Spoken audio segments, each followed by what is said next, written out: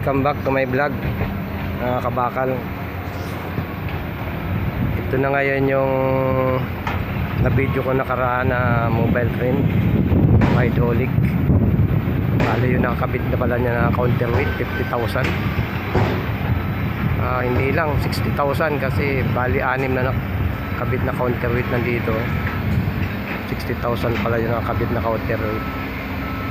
Andito na siya ngayon nakaset up at nakapagtayo na rin siya ng ayun, yung mas niya naitayo na. Bali bukas na ito tutuloy sa linggo. At yung iba niyang parts ng crane nandito na rin, yung kadugtong ng ng boom ito, yung nasa may puno, bandang gitna ito. Nandito rin yung isa pa. Tapos ito, nandito yung pinaka ng ulo ng crane. Ito yung nakakabitan ng gantry. Ito yung pinaka ulo Ayan yung papatong yung gantry sa dulo na yun.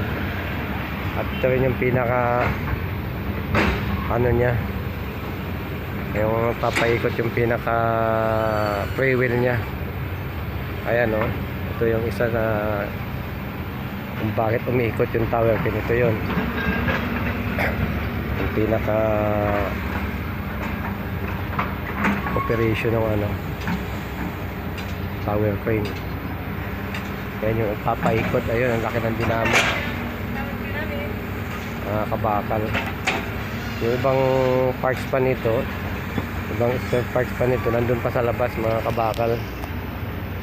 Bukas siguro i-video ko rin ito pag tumuloy sila. Tumigil na sila kanina bandang 2:00.